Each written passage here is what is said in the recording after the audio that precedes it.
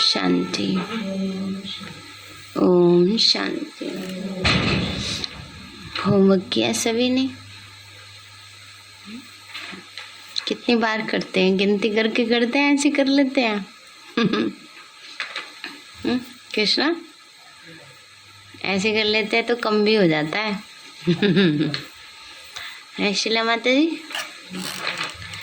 गिनती करके, हाँ, कम ना हो, ज्यादा भले हो जाए, ये लक्ष्य रखना है। चलो, ओम शांति। आज प्यारे बाबा के 15 तारीख के महावाक्य हैं। बाबा बोले, मीठे बच्चे, ऊंच पद का आधार पढ़ाई और याद की यात्रा पर है, इसलिए जितना चाहो उतना गैलप कर लो। मीठे बच्चे, ऊंच पद का आधार पढ़ाई और याद की यात्रा पर है, इसलिए जितना चाहो उतना गैलप कर लो। कई बच्चे बाबा को शिकायत करते हैं ना, बाबा हम तो अभी आए हैं ना, हमें तो कुछ मिला ही नहीं है। बाबा कहते हैं, बच्चे जब जागे तभी सवेरा, अब तो आ गए, अब पुरुषार्थ कर लो। लास्ट सो फास्ट और फास्ट सो फर्स्ट, कोई भी जा सकते हैं। प्रश्न है, कौन सा गुह्य राज पहले पहले नहीं समझाना है, क्यों? बाबा बोले, ड्रामा का जो गुह्य राज है वो पहले पहले नहीं समझाना है, क्योंकि कई मूंझ जाते हैं, कंफ्यूज हो जाते हैं ना। कहते हैं ड्रामा में होगा तो आप ही राज्य मिलेगा, आप ही पुरुषार्थ कर लेंगे। ज्ञान के राज को पूरा न समझ मत वाले बन जाते हैं। यह नहीं समझते कि पुरुषार्थ बिना तो पानी भी नहीं मिलेगा ना। बाबा ने कहा, ये नहीं समझते कि पुरुषार्थ के बिना तो पानी भी नहीं मिलेगा। गीत है, भोलेनाथ से निराला कोई और नहीं, बिगड़ी को बनाने वाला कोई और नहीं। ओम शांति।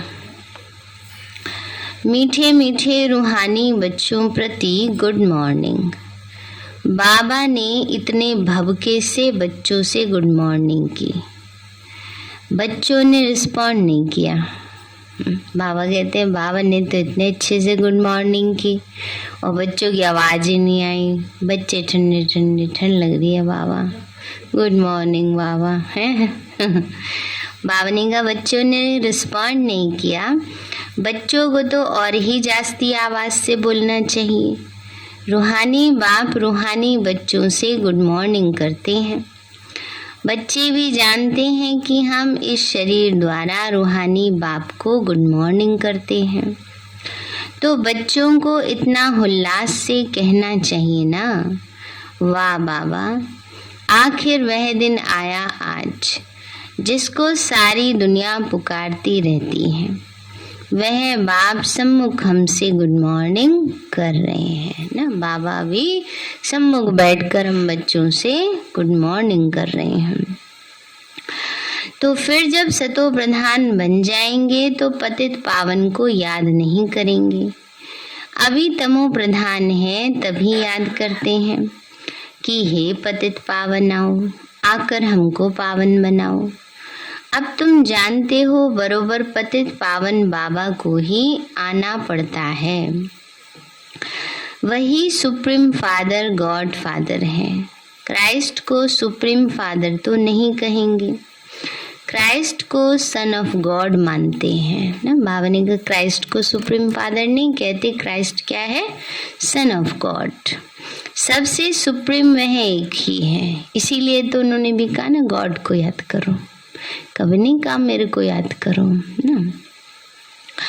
तो बाबा ने कहा, सबसे सुप्रीम वह एक ही है। यह भी समझते हैं वो गॉड फादर ही इन पैगंबरों को भेजते हैं।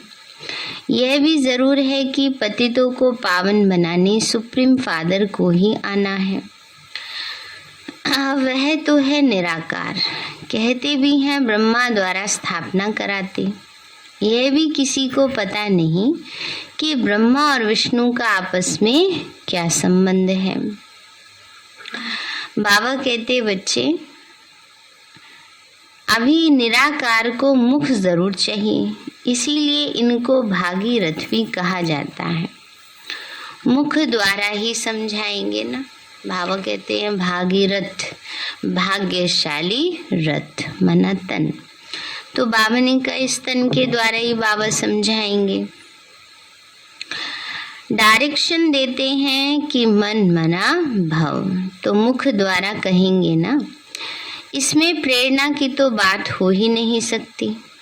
बाप तो ब्रह्मा द्वारा बैठ सब वेदों शास्त्रों का सार समझाते हैं, हर चीज का सार निकालते हैं, गाते हैं तुम मात पिता हम बालक तेरे, तुम्हारी कृपा से सुख घनेरे।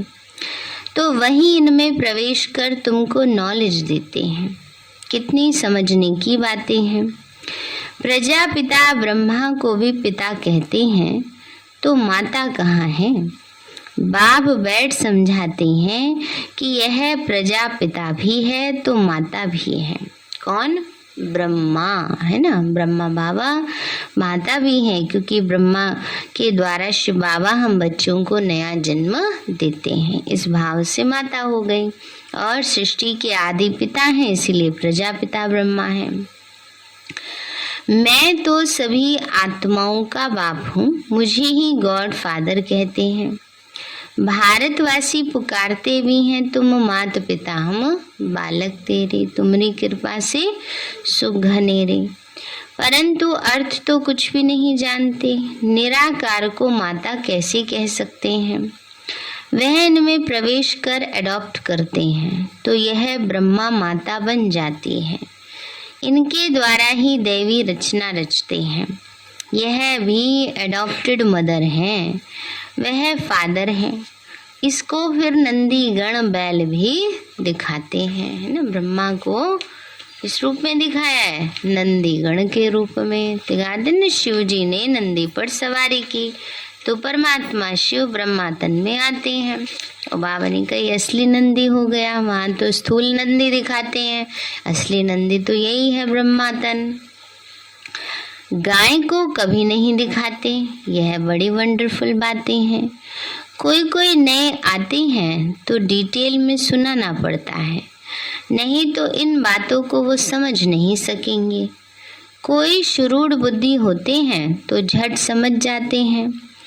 30 वर्ष वालों से भी मांस वाले तीखे चले जाते हैं। बाबा ने कहा समझो कोई 30 साल से ज्ञान में चल रहे हैं, लेकिन उतनी अच्छी रीति नहीं चल रहे हैं, तो बाबा ने कहा 1-2 मास में आए हुए भी तीखे चले जाते हैं। इसलिए ऐसे नहीं समझना चाहिए कि हम तो बहुत देरी से आए हैं ना। बाबा ने कहा इसलिए नहीं सोचना चाहिए। बाबा कहते जब भी आए हो तभी से पुरुषार्थ तेज कर लो ना, तो आगे बढ़ जाओगे। बाबा कहते हैं बच्चे पुरुषार्थ करो। जैसे कॉलेज में आने वाले पढ़ाई करके गैलप कर लेते हैं, यहाँ भी ऐसे हैं। सारा मदार पढ़ाई और याद पर है। बच्चे जानते हैं मूल वतन में तो आत्माएं सतो प्रधान होती हैं, तमो प्रधान आत्माएं तो वहां जा नहीं सकती। फिर सब एक्टर्स अपने अपने पार्ट अनुसार स्टेज पर आते हैं। ड्रामा ही ऐसा बना हुआ है। हद के ड्रामा में तो 50-60 एक्टर होते हैं। यहाँ तो कितना बड़ा बेहद का ड्रामा है ना। बाबा ने कहा हद के ड्रामा में तो 50-60 होते हैं। ज़्यादा से ज़्यादा आजकल बड़ी बड़ी फिल्में बनने लगी हैं, उसमें 1000 होंगे। बाबा कहते लेकिन इस सृष्टि नाटक में तो कितनी आत्माएं हैं ना, कितनों का रोल है, कितनी करोड़ आत्माएं हैं। यहाँ तो कितना बड़ा बेहद का ड्रामा है। बाबा ने हमारी बुद्धि का ताला खोल दिया है, खुल गया ना सबका। तो अब समझते हैं कि यह लक्ष्मी नारायण विश्व के मालिक थे, कितने साहूकार थे। आधा कल्प विश्व के मालिक थे, उसको कहा जाता है अद्वैत राज्य। वहाँ है ही एक धर्म, वो है राम राज्य, ये है रावण राज्य। राम राज्य में विकार होते नहीं, वास्तव में इनको ईश्वरीय राज्य कहेंगे। ईश्वर को राम नहीं कहा जाता। बहुत लोग राम राम की माला जपते हैं, परंतु याद तो भगवान को करते हैं। नाम राम का राइट है, क्योंकि यह तो कोई जानते नहीं कि ईश्वर का नाम रूप क्या है। मनुष्य तो बहुत मूझे हुए, कंफ्यूज हैं, कौन है कौन नहीं है समझ नहीं है। रावण कौन है यह भी नहीं जानते। रावण को जलाने पर कितना खर्चा करते हैं। आगे दशहरा दिखाने के लिए बाहर वालों को बुलाते थे। साइंस का भी देखो अभी कितना जोर है। ये साइंस सुख के लिए भी है तो दुख के लिए भी है ना। साइंस के साधन सुख भी बहुत देते हैं, लेकिन दुख भी देते हैं। तो सुख तो इससे अल्पकाल का ही मिलता है, इससे ही इस दुनिया का विनाश होता है। तो यह दुख हुआ ना। तुम्हारी है साइलेंस पावर, उन्हों की है साइंस पावर। तुम साइलेंस से अपने स्वधर्म में रहते हो तो पवित्र बन जाते हो। याद से विकर्म विनाश होते हैं। तुम योग बल से राजाई लेते हो, इसमें लड़ाई आदि की तो बात ही नहीं है। तो तुम बाबा से राजाई का वर्षा पाते हो। बाहुबल की तो बात ही अलग है। कल्प कल्प तुम बच्चे ही पतित से पावन बनते हो, फिर पावन से पतित बनेंगे। यह ड्रामा ही है हार और जीत का ना। बावनी का कल्प कल्प पावन पतित बनते हो, बावनी का ड्रामा ही हार जीत का है, सुख दुख का है, दिन रात का है ना। ये तो चेंजेस हुआ नहीं है इसमें, परंतु ये बातें सबकी बुद्धि में नहीं बैठेंगी। सब तो सतयुग में आएंगे नहीं। बेहद का बाप अपने बच्चों को ही समझाते हैं, दूसरे धर्म वाले तो आते ही बाद में हैं। यह तो पुरानी दुनिया है। दैवी धर्म का फाउंडेशन ही सड़ गया है। बाकी ऐसे नहीं कि फाउंडेशन था ही नहीं, था मगर अब नहीं है ना। बावनी का ऐसे नहीं कि फाउंडेशन था ही नहीं, माना देवी देवता धर्म था ही नहीं, है तो सही लेकिन अब सड़ गया है। माना देवी देवता धर्म प्राय लुप्त हो गया है, प्राय गुम हो गया है। अब अनेक धर्म हैं, इनको रावण राज्य कहा जाता है। कहते हैं विष्णु की नाभि से ब्रह्मा निकला। कोई से पूछो कि चित्र का अर्थ बताओ तो क्या है, तो बता नहीं सकेंगे। आत्मा तो एक ही है, उनको कहेंगे विष्णु। विष्णुपुरी भी दिखाते हैं। ये है संगम। ब्रह्मापुरी प्रजापिता ब्रह्मा तो जरूर चाहिए। तो ब्राह्मण है चोटी। यह विराट रूप का चित्र भी खास भारतवासियों के लिए है ना। बावनी का ब्राह्मण चोटी है ना। तो बावनी का ये किसके लिए है खास? हम बच्चों के लिए, भारतवासियों के लिए है। बावनी कहा बच्चे भारत में फिर बहुत धर्म वाले रहते हैं, इसलिए इसको वैरायटी धर्मों का झाड़ भी कहा जाता है। ये है मनुष्य सृष्टि का झाड़, परंतु इसमें वैरायटी धर्म है।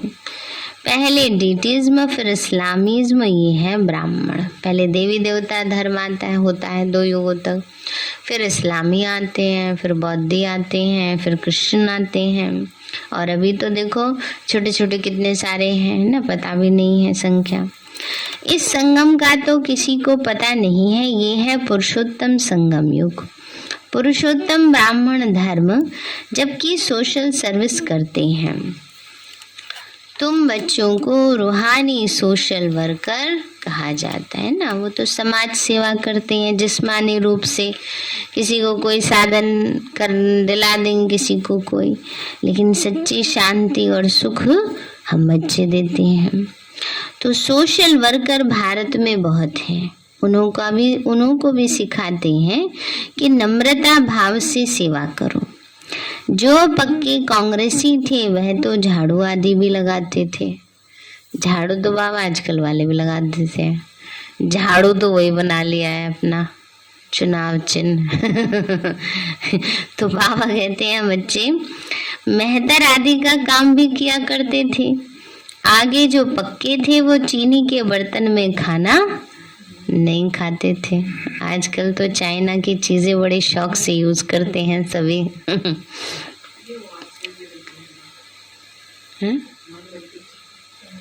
अब आएंगे तो रखे ही जाएंगे। यज्ञ में जो चीज आती है उसको सफल तो कराया जाता है ना। नहीं, बोन चाइना नहीं रखते, अब पहले रखते थे। चीनी मिट्टी अलग है, बोन चाइना अलग है। बोन चाइना यूज नहीं करना चाहिए ना। हाँ, वो तो सिंपल मिट्टी है, चीनी मिट्टी है। बोन चाइना में हड्डियों का चूरा होता है, इसलिए मना करते हैं। लाइट वेट होते हैं ना वो वाले, ये तो ठीक है। हड्डी चीनी लिखते हैं। तो बाबा कहते हैं बच्चे, वही रिपीट होगा, इन बातों को समझते नहीं तो मूंझते हैं। इसलिए ड्रामा का राज शुरू में किसी को भी समझाना नहीं है। कहेंगे अगर ड्रामा में नूंद होगा तो हमको आप ही राज्य मिलेगा, फिर क्या जरूरत है मेहनत करने की, क्या जरूरत है सवेरे उठने की, मुरली सुनने की, पुरुषार्थ करने की। ड्रामा में होगा तो मिल जाएगा, बैठे रहो सारा दिन। ड्रामा में होगा, खाना तो मिल जाएगा, है मत बनाओ। मिल जाएगा, कभी नहीं मिलता। हाँ, तो इसलिए पुरुषार्थ है फर्स्ट, है ना, और प्रारब्ध है, ड्रामा है सेकंड नंबर।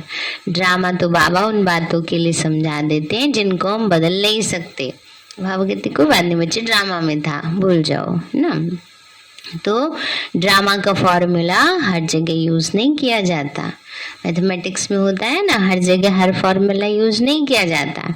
जहाँ आपको गुणा करना है वहाँ आप भाग कर दोगे, जहाँ जमा करना है वहाँ घटा कर दोगे, तो गड़बड़ हो जाएगी ना। ऐसे ही ड्रामा का जो फॉर्मूला है वो सिर्फ पास्ट की बातों पर यूज करना है, जिसको हम बदल नहीं सकते। पुरुषार्थ के लिए कभी ड्रामा यूज नहीं करना। तो बाबा कहते हैं बच्चे, कहेंगे अगर ड्रामा में नूंद होगा तो हमको आप ही राज्य मिलेगा और पुरुषार्थ भी आप ही करेंगे।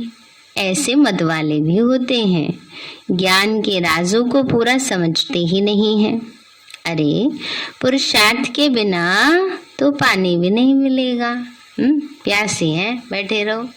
एक बारी एक आलसी व्यक्ति बेरी के पेड़ के नीचे लेटा हुआ था। सोच रहा था अगर बेरी अपने आप ही एक बेर गिरा दे मेरे मुंह में तो मैं खा लूं। अब ये पॉसिबल है नहीं है ना। तो करके चलो, गिर भी गया, पर यहाँ गिरा, उसको यहाँ से तो उठा के मुंह तक ले जाना ही पड़ेगा ना। तो इसलिए बाबा कहते हैं बिना पुरुषार्थ के तो पानी भी नहीं मिलता है। आपे ही थोड़े ही पानी आकर मुंह में पड़ जाएगा। बाबा कहते हैं अपने आप ही थोड़े पानी मुंह में पड़ जाएगा, तो मेहनत तो करनी पड़ेगी। ऐसी ही हर चीज के लिए मेहनत है, और मेहनत की हुई कभी व्यर्थ नहीं जाती, ये भी है। हर चीज के लिए मेहनत भी है, और जो मेहनत करते हैं वो कभी विफल नहीं होती है। बाप आते ही हैं पतितों को पावन बनाने, वह आकर सहज रास्ता बताते हैं कि आत्मा को पावन बनाने के लिए मुझे याद करो तो विकर्म विनाश होंगे। बाप ही पावन बनाने के लिए श्रीमत देते हैं, मुझे याद करो। परंतु वह निराकार है तो जरूर साकार में आकर श्रीमत देंगे।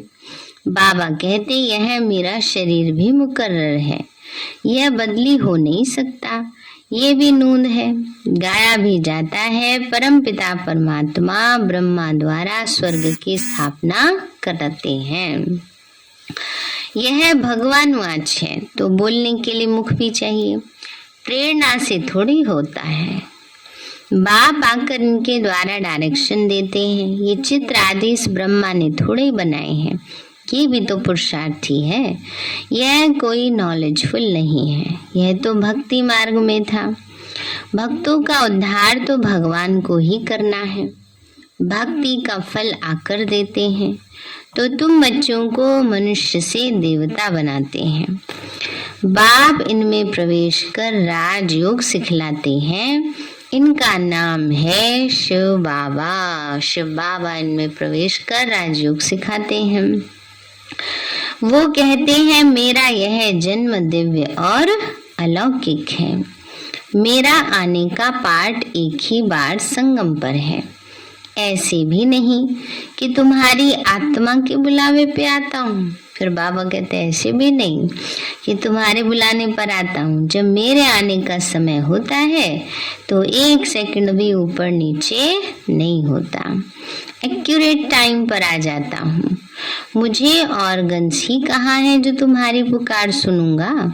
यह तो ड्रामा बना बनाया है। जब समय होता है तो आकर पतितों को पावन बनाता हूँ। ऐसे नहीं कि हमारी रड़ियां कोई भगवान सुनते हैं। रड़ियां माना हाय हाय ना, है भगवान आ जाओ, है भगवान आ जाओ। बाबा कहते बच्चे नहीं सुनता हूँ मैं, पुकार नहीं सुनता हूँ। बहुत बच्चे बाबा को बोलते हैं बाबा आप तो जानी जानहार हो, बताओ हम इम्तिहान में पास होंगे, ये काम होगा। बाबा कहते अरे हम तो आते ही हैं पतितों को पावन बनाने का रास्ता बताने, तो मेरा जो पाठ होगा वही तो बजाऊंगा ना। जो नहीं सुनाने का होगा वो तो सुनाऊंगा भी नहीं। तो ये बातें बताने थोड़ी आता हूँ। मैं भी ड्रामा के बंधन में बंधा हुआ हूँ। हर एक का पाठ ड्रामा में नोंधा हुआ है। जो निश्चय बुद्धि नहीं वह स्वर्ग में चलने के लायक नहीं। बाबा ने कहा जिनको निश्चय ही नहीं है भगवान पर, उनको स्वर्ग में एंट्री कैसे मिलेगी। बाकी जो सूर्यवंशी और चंद्रवंशी घराने की आत्माएं हैं उन्हों को बाबा से जरूर आकर सुनना है और वर्षा लेना है। बाकी जो जास्ती पुरुषार्थ नहीं करते वो भी स्वर्ग में तो आएंगे जरूर, लेकिन सजा खाकर कोई पद पा लेंगे। कहते तो बहुत है बाबा हम तो सूर्यवंशी बनेंगे, नारायण बनेंगे, परंतु बच्चों को पुरुषार्थ भी इतना करना चाहिए। बाबा को फॉलो करने की भी ताकत चाहिए।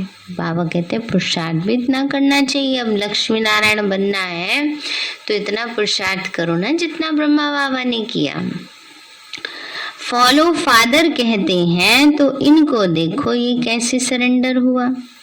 सब कुछ ईश्वर अर्थ अर्पण कर दिया। ईश्वर अर्थ सब कुछ देकर अपना ममत्व मिटा देना चाहिए। पहले भट्ठी से बहुत निकले, अब ऐसे थोड़े ही भट्ठी हो सकती है।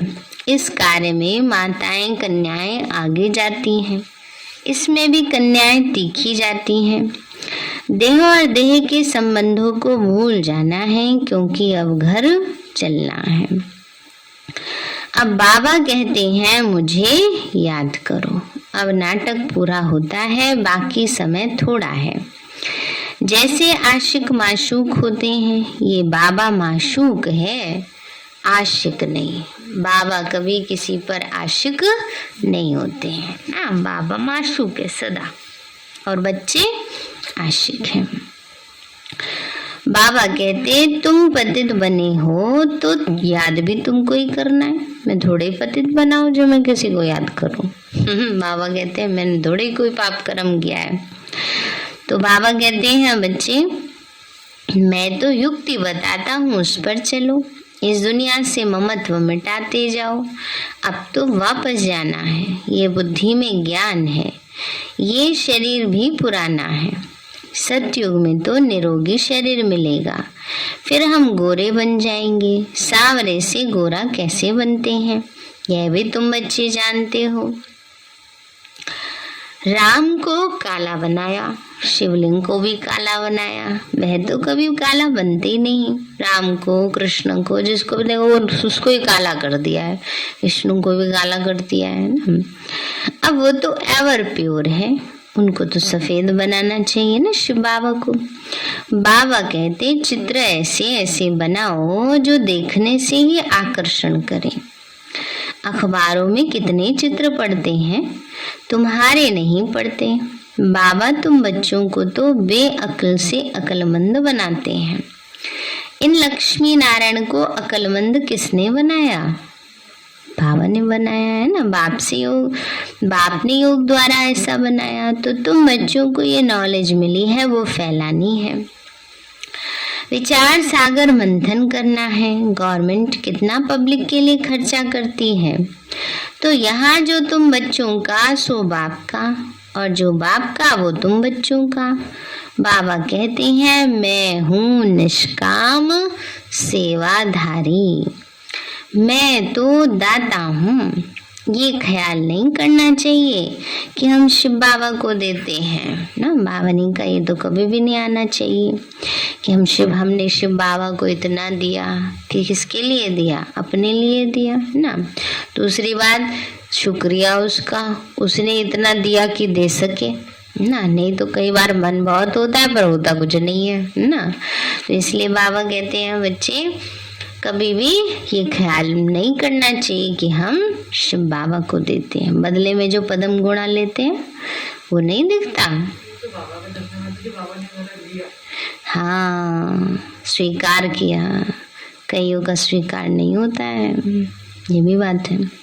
शिव बाबा 21 जन्म के लिए विश्व का मालिक बनाते, यह बाप लेता नहीं है देता है। बाबा तो दाता है। अच्छा मीठे मीठे सिक्के लदे बच्चों प्रति माता पिता। गुड मॉर्निंग रूहानी बाप की रूहानी बच्चों को नमस्ते। रूहानी हम बच्चों की रूहानी माता पिता नमस्ते। नमस्ते बाबा नमस्ते। धारणा के लिए मुख्य सार है जैसे ब्रह्मा बाप सरेंडर हुआ ऐसे फॉलो फादर करना है। अपना सब कुछ ईश्वर अर्थ कर ट्रस्टी बन ममत्व मिटा देना है। दूसरा है लास्ट आते भी फास्ट जाने के लिए याद और पढ़ाई पर पूरा पूरा ध्यान देना है। बाबा ने कहा लास्ट आते भी फास्ट जाने के लिए याद पर और पढ़ाई पर वरदान दिया बाबा ने।